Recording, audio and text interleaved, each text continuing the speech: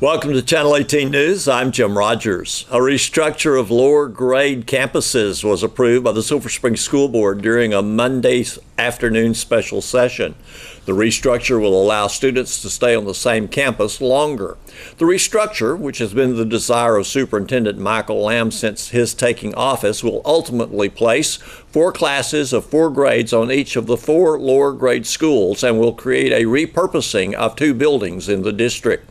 The changes will begin with the start of the 2018-2019 school year. What is now Silver Springs Elementary School will now find its 4th life with 4th and 5th grade students attending an intermediate school.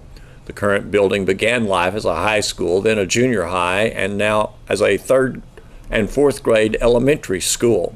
Holly Farmer will be the principal at the 4th and 5th grade intermediate school, which will also house a dual language and behavior as well as self-contained special education program for 4th and 5th grade students. The change will bring 5th grade students from the single campus at Douglas School. The Douglas campus will become the Early Childhood Learning Center with Principal Angela Edwards and Director Hillary Young leading all things preschool and early childhood learning. The current Early Childhood Learning Center will be renamed and repurposed as an elementary school for grades kindergarten through 3rd grade. The building will house 4 classes for each grade, as well as the transitional 1st grade and self-contained special education for kindergarten and 1st grade. There will also be rooms available for future growth. This plan will be implemented in the next school year. Superintendent Michael Lamb made the presentation to the board Monday afternoon. The idea of a true neighborhood school where you have a zone and kids go there, to have 3 first and second grade campuses does not meet that idea. To be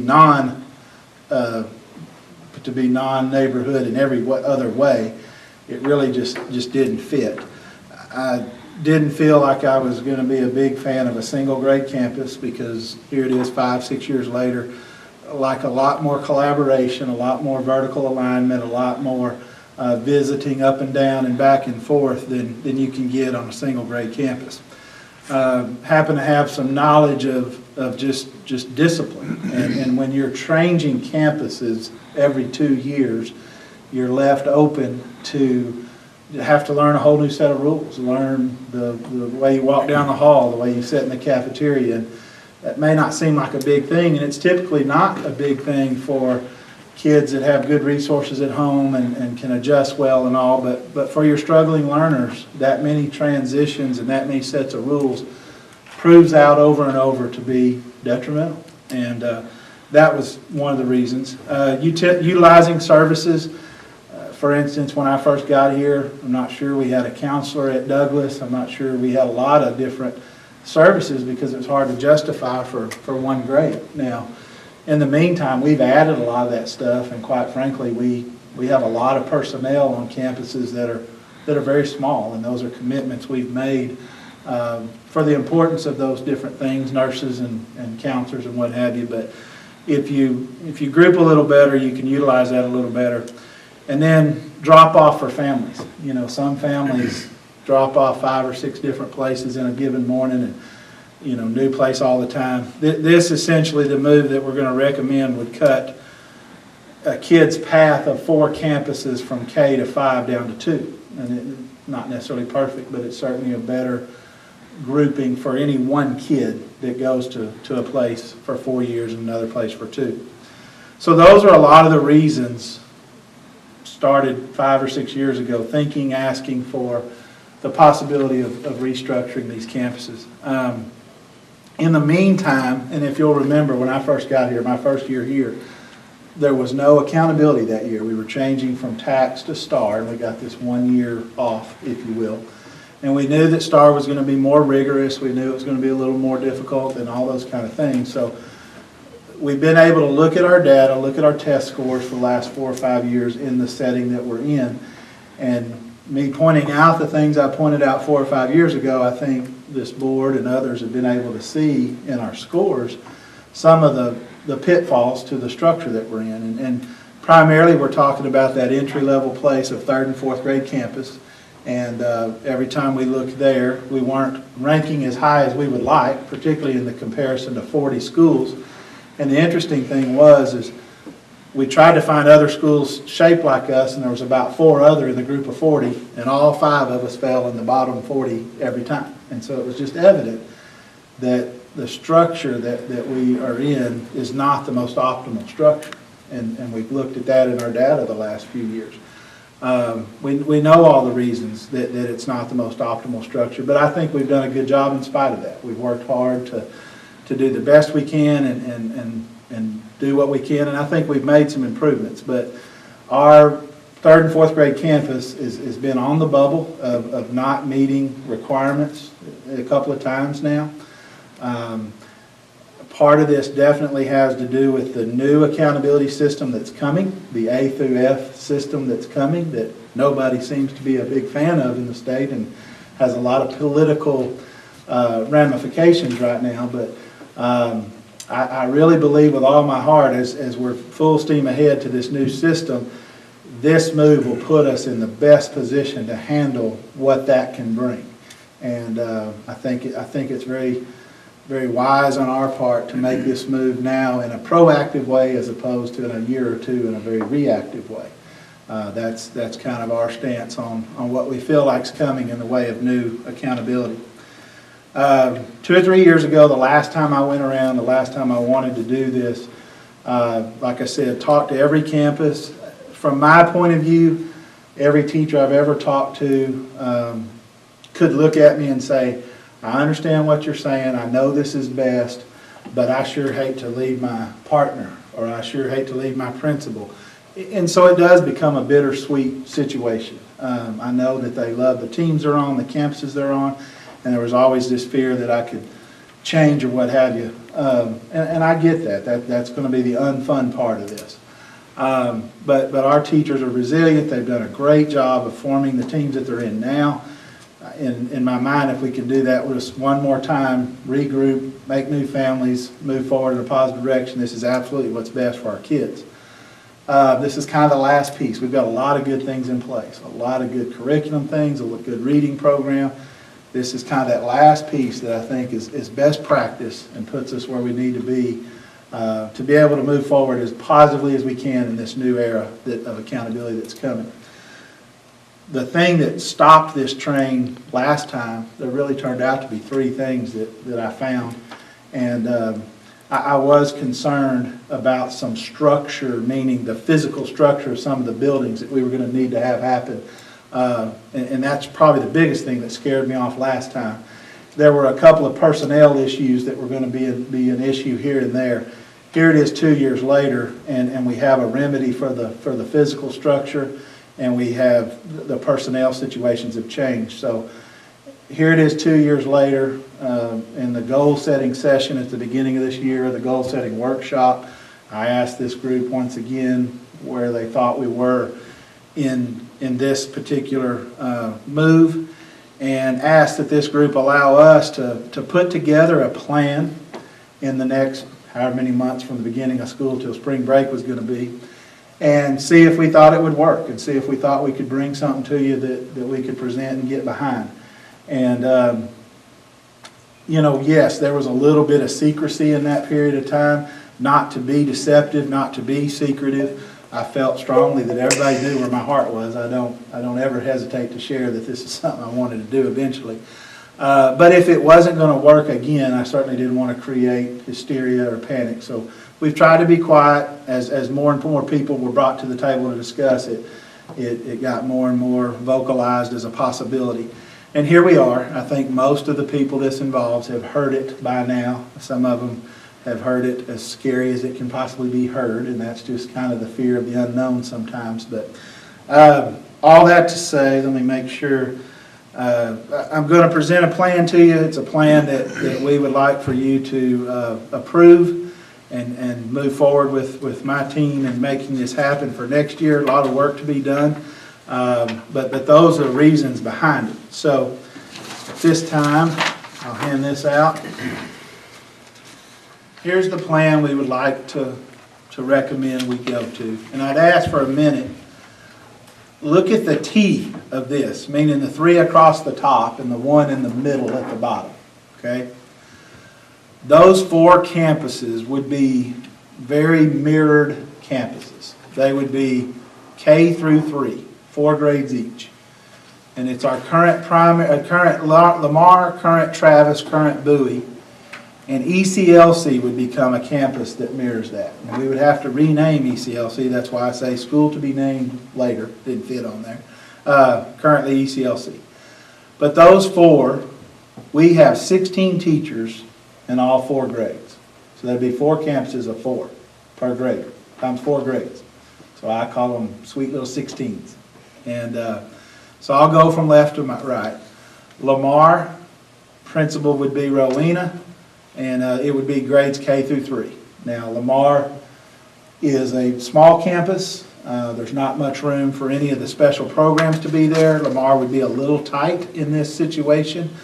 It kind of is what it is with Lamar. The only other alternative was there was one scenario where we were going to recommend maybe even utilizing Lamar as a totally different building. And that would have made everything kind of tight. It wouldn't have left us room for, so Lamar will be, they have 4 first grade teachers now. They have 4 second grade teachers now. We would essentially add 4 kindergarten and 4 third, and they're ready to go. And they're ready to go. Travis, where Michelle Wallace is currently the principal and would continue to be the principal, another K through 3, this is where our dual language program would be. And we have 2 classes of our current dual language in any given grade. Now, this is where we would start this year with a kindergarten class, what's called a 2-way program. So if there's 2 classes, which is about 22 each, that'd be 44 kids that qualify for our dual language program, meaning they primarily speak Spanish in their home. We're going to allow, through a lottery type situation, 40 to 44 English speaking kids to enter a program that would intertwine those 2, and now kids can learn Spanish as they go through their program. This is called a 2-way dual language program. Lisa Robinson, who's our curriculum director, and I both came from Forney. Both of our kids went through it in Forney. Mine had to stop in 3rd grade to move here. She had at least one go all the way through it, and a couple more. So we're very familiar with the program. We very much think the program's a good program. It's been discussed around here for a long time, and it's one of those programs where you almost know you've got to do it someday. I mean, it's the latest and greatest thing. And one day you'd have to eventually allow this for other children. So we're very excited to start a 2-way dual language program. And the way that would work is you kind of start it low and work it up. So we'll be advertising soon for assuming you approve this plan, for kindergarten students to be able to sign up and say, I want to be a part of that. And if there's more than 40, 44, we have to do a lottery system and some things like that. So very familiar with that type of thing, ready to roll with that. Eventually that would be 2 Spanish-speaking dual language in kindergarten, 2 English-speaking dual language in kindergarten for 4, 8, 12, 16 still. Just half of it would be Spanish-speaking, half would be English-speaking. But makes for a great situation for one campus to be dedicated to one type of program, one thing. Really excited about that. Bowie, Amanda Fenton, that's currently at ECLC, would be going to Bowie to be the principal. It's a K through 3. We would house our behavior program, which is housed at Bowie now, which is just for K through 3 students that have severe behavior. We have 2 teachers hired there currently that work with their behavior, work with getting them back in social scenes. So nothing changes there other than they get some kindergarten teachers, they get some 3rd grade teachers, and here we go. The middle ECLC, Ashanta would go there. She's currently at the 3-4, but Holly will be going to Sulphur Springs Elementary, which is be a new 4-5. So the 4-5 will be at Sulphur Springs Elementary. Douglas will become our early childhood learning center, and everything pre-K. Pre-kindergarten, Head Start 3, PPCD, all the things that Hillary kind of runs. Her and Angie Edwards will will ramrod at Douglas our everything pre-K campus. And I really am excited about what that brings and how we'll be able to do that. Let me bounce back over to Sulphur Springs Elementary for a minute. Holly Falmer, 4th and 5th grade. That eliminates the single grade 5th grade campus. They'll have to have for 4th and 5th graders some of the dual language program too as that moves up. They'll have to have their own set of behavior and their own set of self-contained, which they currently do. That's not a problem. Go back to the middle to currently ECLC. Ashanta, K through 3rd, our T1 program would stay right there, and they would have self-contained for K and 1, and Travis is going to have it for a year or two for 2 and 3. Let me explain one caveat here. Travis and Bowie kind of fall into this same boat, so I'll just talk about Bowie. Bowie currently has 6 first grade teachers and 6 second, and we got to get to where they have 4. We don't want to look at a group of first graders moving to second grade and say, 40 of you got to go somewhere else. So for 2 years, we're going to let these first graders move up and be second graders, these second graders move up and be third graders. So for 2 years, Bowie and Travis will be a little bigger than they'll ultimately be. And the current ECLC will only have kindergarten and first grade next year. So it'll be small. But the next year they'll get a second grade group, and the next year they'll get a third grade group, and it'll take 2 years to fully implement this plan. What you need to know about that and understand, and Travis, Bowie, and Lamar will be a little tight. There'll be people say, why is this one so full and cramped? And big old ECLC's over there almost empty, and that's really a reality. When this thing, Travis will get less tight, Bowie will get less tight in 2 years' time, ECLC will fill up a little more, they'll still have room. In all this, we didn't want to lose our ability to ever grow. And if we've got 16 at every grade level now, because of the way we partner teachers of math and in English, we would need 18 next to handle any wave of growth. Well, if you go to 2 more teachers per grade, that would be 8 classrooms needed if we ever grew past where we're at now. We would have 8 classrooms empty at ECLC even in the big picture at the end. And so, well, that's kind of a waste. It's for growth purposes. And the first time I saw it, I thought, why do we have empty classrooms? The realization is we've had empty classrooms, but 2 of them were at Bowie and 2 of them were at Lamar and 2 of them, well, this puts it all in one place and allows for a better chance to growth if it's ever needed. So may look funny to be a little bit, maybe one set of classrooms empty for temporarily, but it is the best place and the best way to have growth possibilities as opposed to just a couple of rooms here and there that are well hidden. That's it in a nutshell. In the next meeting or two, we'll be asking for a new name for ECLC. We have some ideas kind of going already, but let that kind of marinate and go from there. Hopefully I've covered anything, but I'll certainly take any questions you have. When the number 16 seed University of Maryland, Baltimore County defeated the number 1 seed Virginia, not only did the opening round of March Madness basketball create history, but Little Caesars Pizza will be keeping their promise of free lunch on April 2nd. Little Caesars Pizza in Silver Springs is participating in the free lunch, but rules do apply. Little Caesars will be giving away free $5 hot and ready lunch combos. For more information regarding this, go to ksstradio.com. If you like crawfish and plenty of it, you'll be glad to know the annual Rotary Club Crawfish Boil is coming up April 28th. And to tell us more, here's Carrie Knuckles. The idea was really birthed kind of in a threefold part. It was, of course, to raise money, and we want everyone to always know that all of the money we raise for out of the Crawfish Claws for a Cause is what we call it.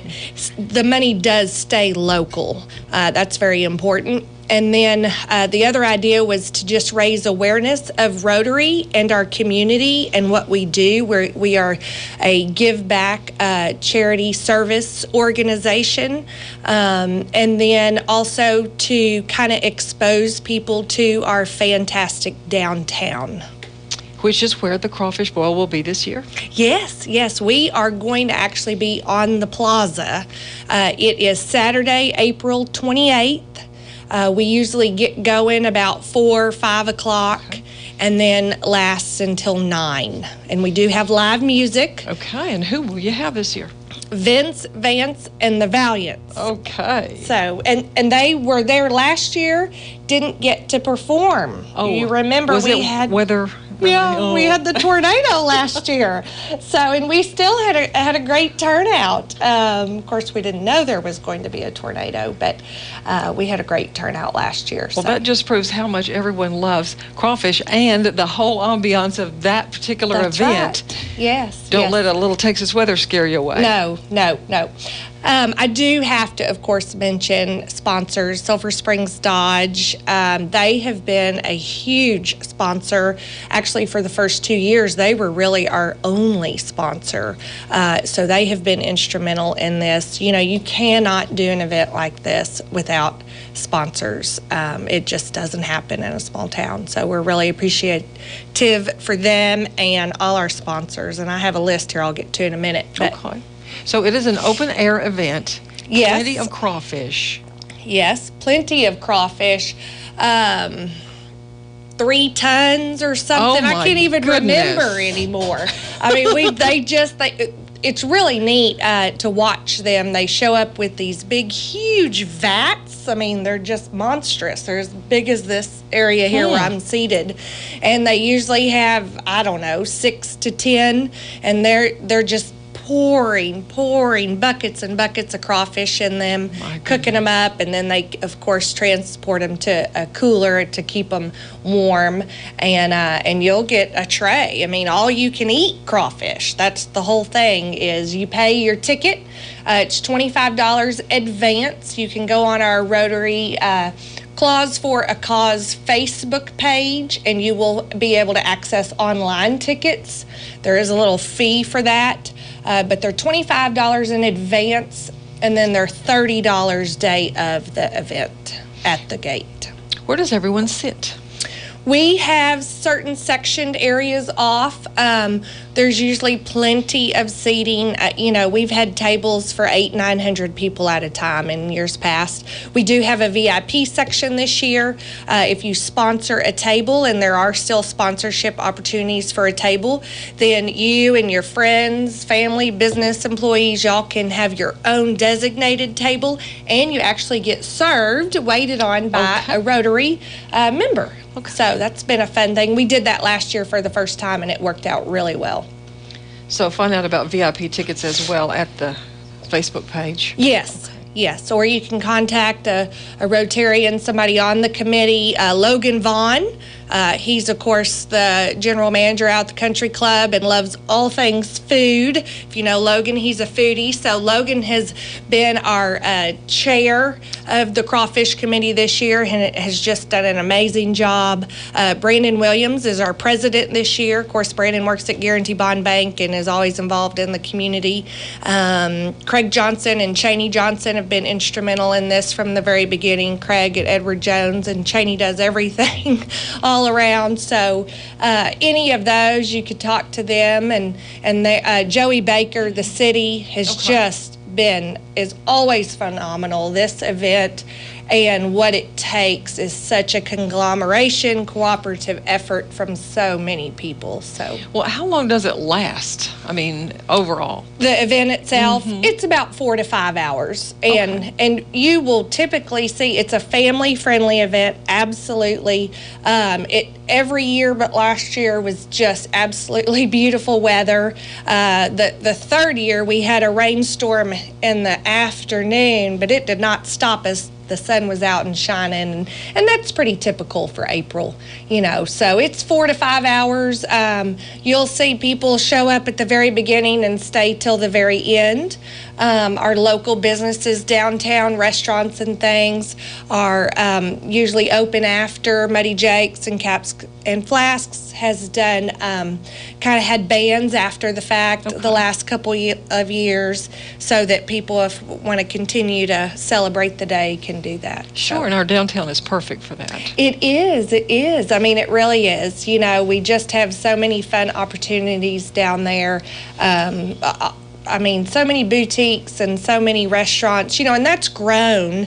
And I know sometimes the downtown area and all the money spent there can be a little controversial, but in my business, what I do every day, of course, I sell real estate all over the area. I hear over and over and over how people are attracted to Sulphur Springs because of our downtown.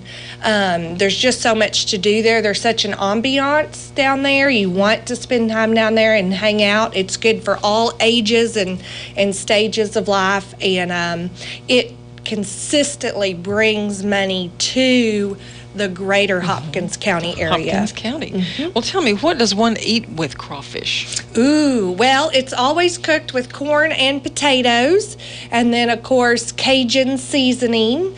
And that is the fun part, is when you get your tray, you go through the line, you will get a tray of all-you-can-eat crawfish, and then, of course, your corn and potatoes to eat on the side. And we have wet wipes on the table. Crawfish are messy. They're a chore. When I sit down to eat my crawfish, don't mess with me, because I'm going to peel and eat and peel and eat and peel and eat, and probably won't wipe my hands until I'm done. So no bibs? We don't have bibs. That's something we need to put on our list for sure. For sure. Can I just mention a few sponsors real quick? Of course, let's see here. FEC, Farmers Electric Co-op, they have been, from the beginning, a sponsor contributor. Bell Concrete and Madison Insurance. Clayton Homes is kind of a newer sponsor for us. They're a big sponsor this year, and we really appreciate them. They're a great asset to our community. We have had Christus Mother Francis, of course. They have just taken over our hospital and done such a bang-up job, and they are a big contributor to lots of things in our community. Encore for the last couple of years has been really good to help us out. Super Handy. That's to name a few. Okay. Of course, the Dodge dealership, I mentioned them. City National Bank, Alliance Bank, all the banks are always, of course, ready to pitch in. So, well, it's going to be a big and successful event again this year Yes. for Rotary Club. And Yes. so, in very brief terms, are memberships available to Rotary? Can people join? Yes, we meet Thursdays at noon. We always have a program, always interesting, and a meal. Of course, you pay for the meal. It's catered by Plain and Fancy every week and is wonderful. Everybody knows that. So, yeah, we would love to have new members. Remember, it is a service organization. The fun's in the meeting, but we do try to do a few things a year to give back to our community. And real quick, the money does stay local. I mentioned that. But we have mainly done scholarships for high school seniors, graduating seniors that are going off to college. And then we also do all kinds of local things. We've done backpack buddies with the high school and middle school. We've done space heaters for elderly and disabled within their homes. We were instrumental in helping the elementary campus, ES campus, get an app, a learning app for iPads. So we try to partner across the community with what needs are to give back and make sure all the money is local. Here's Don Julian with sports. The Wildcats golf team played at a tournament at Hideaway Lake Golf Course in Lindale on Monday. And before spring break, the Wildcats played in a district preview on the course where the district tournament will be, Rockwall Golf and Athletic Club. We get a report on these tournaments from Wildcats golf coach Chris Owens. We played there yesterday and came up with third place with a 336 as a team. Individually, the low score for the team was Andrew Escobar with a 79. Next was Carter Lewis with an 81, Colton Bench with an 84, Cameron Morris with a 92, and Kilp Childress with a 97. Not quite where we need to be yet. We've got to get that down, another 20 strokes for us to do well and have a good shot at getting out into regionals. So next we're going to go to Cascades and Tyler, a really nice golf course over there. The competition will be pretty good. So hope to improve on those scores there, and then we'll follow that up with district April 5th and 6th over at Rockwall. Still feel like you have time, several more weeks to do that with practice. Absolutely, yes, sir.